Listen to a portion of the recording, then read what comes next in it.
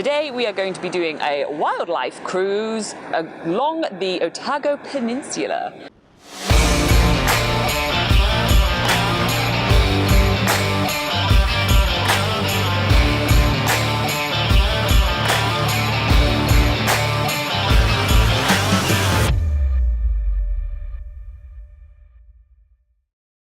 This morning it is a beautiful day right here in Dunedin and a perfect day to get on the water. So we are joining the team from Monarch Wildlife Cruise.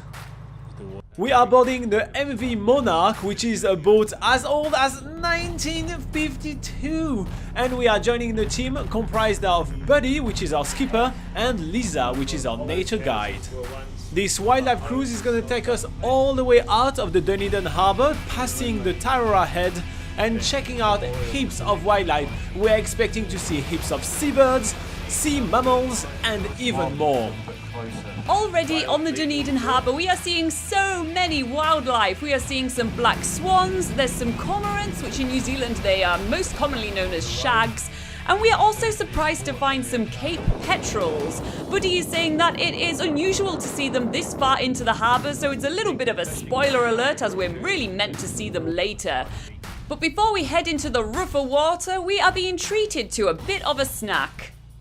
Cheers to complimentary hot drinks.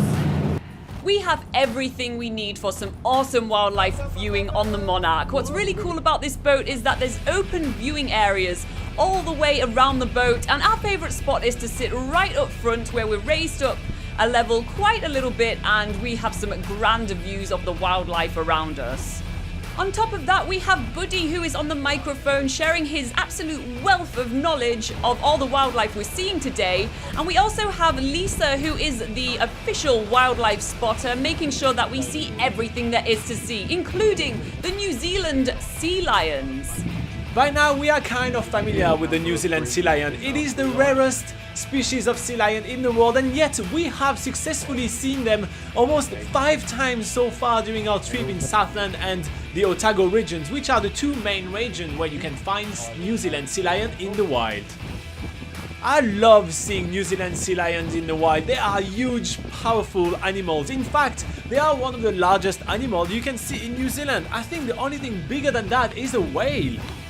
It looks like this sea lion is not going to be welcome on that beach. There is a much bigger male waiting for him to fight him and push him away from there. So we are going to be moving on with it along our path.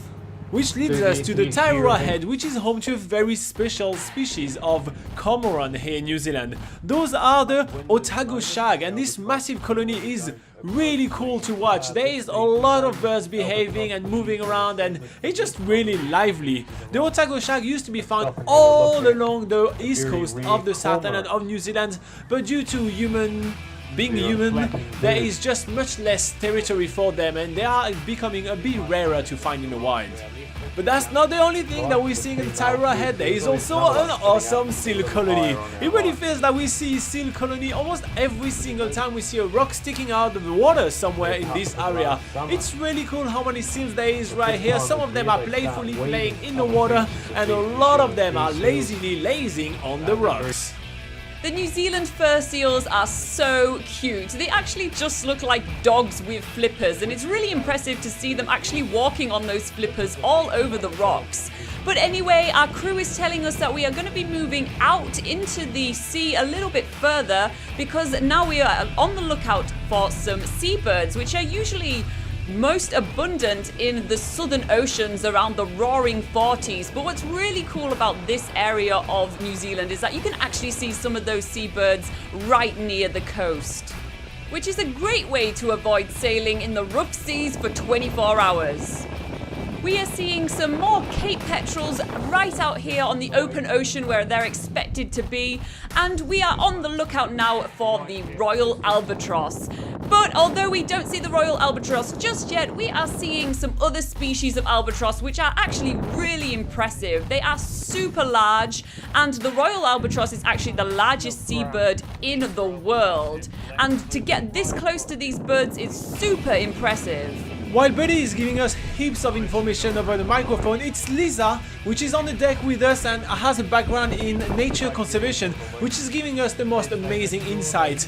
Those birds are spending most of their life at sea, and it's really not unusual for them to never see the ground for over a year. It's quite impressive. After seeing so much wildlife in one afternoon, Buddy turns the boat around and we are now making our way back toward Dunedin city. This tour wasn't really just about the wildlife though. He's taking the time to tell us heaps of stuff about the history of Dunedin, and he's even pointing out the house of his mum. It's pretty cool.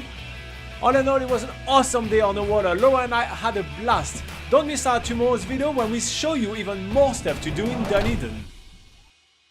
So, blue penguins in French is petit penguin bleu. Les petits pingouins bleus. Les petits penguins bleus. Petit penguin bleu. Oh.